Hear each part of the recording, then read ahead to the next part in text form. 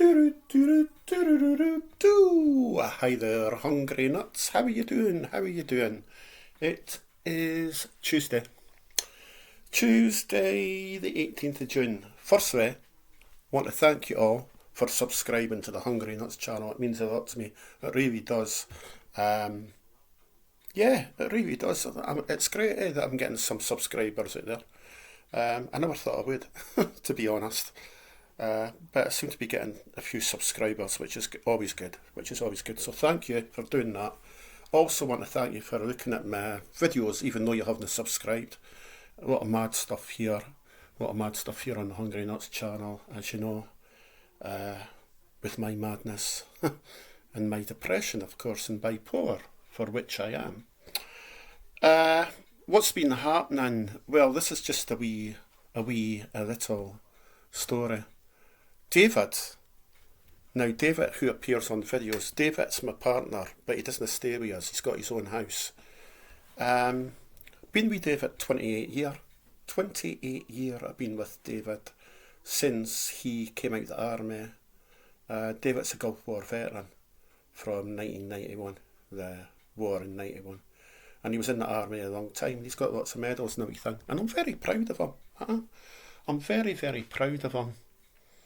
You wouldn't think that David would go a bit with somebody like me with bubblegum pink hair, but I didn't always have bubblegum pink hair. I used to have my skinhead and everything, and I also had like a quiff at the front, you know, like a Morrissey haircut when I first met him. But yeah, 28 years I've been with him. And David's got this habit of disappearing.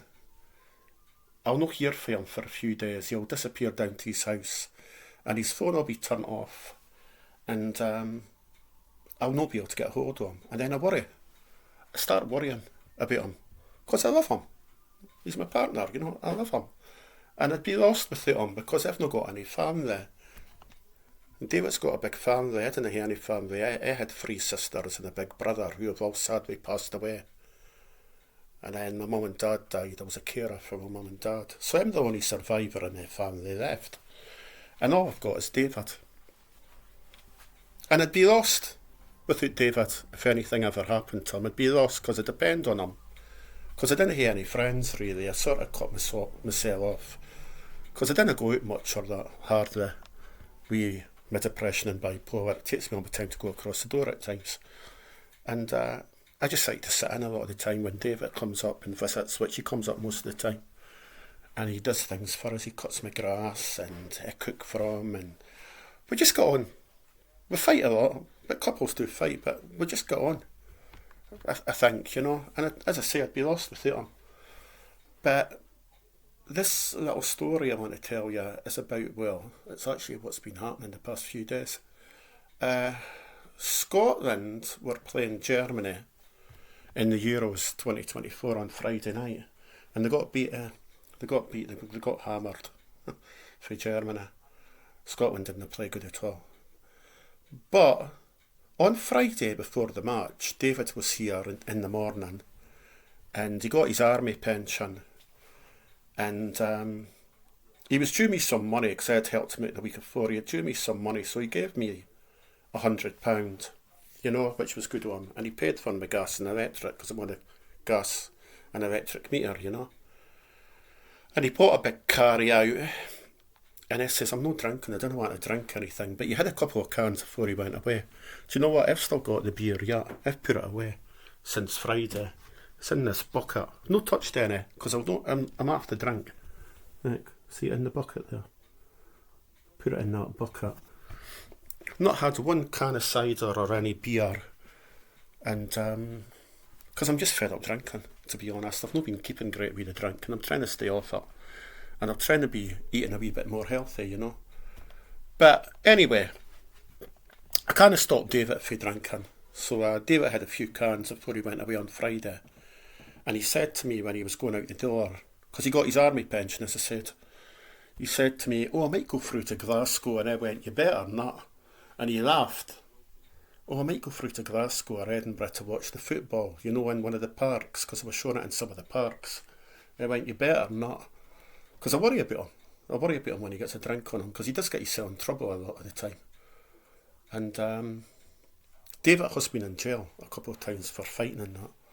And it's just annoying. It annoys me that he gets jailed at times for fighting and that. But that's just the way he is. But anyway, he went away on Friday and he said, you behave, you be careful, you behave. He went, right, if you didn't ken us by now, if you don't know us by now, you'll never know me, he said. His exact words like when he went out the gate. If you don't know me by now, you'll never know me, Murdo. My name's Murdo, by the way. Hungry nuts. I went, yeah, right. I says, well, look after yourself. So when he went away, I've been worrying.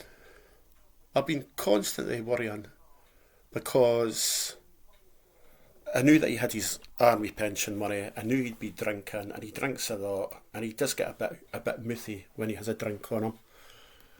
And I thought to myself, I hope he didn't go through to Edinburgh or Glasgow. But I don't know if he did, because he hasn't phoned us. I tell him to phone us on Friday night. He never phoned me. Saturday morning came. He never phoned us. I thought, oh, he'll be hungover on Saturday. He's probably had a good drink. He'll be hungover. So on Sunday, I decided to make a homemade steak pie for his dinner.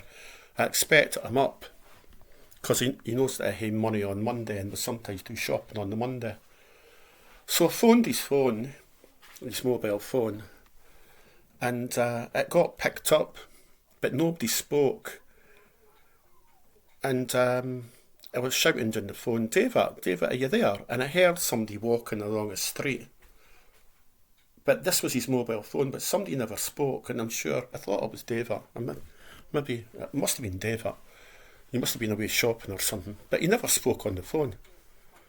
So I went, David, and there was no answer apart from hearing the footsteps, So I put my phone down because it was costing us money phoning his mobile. So I phoned him again, and the next time I phoned him, it must have been about half an hour later, the phone was off. The phone had been switched off. This was on Sunday.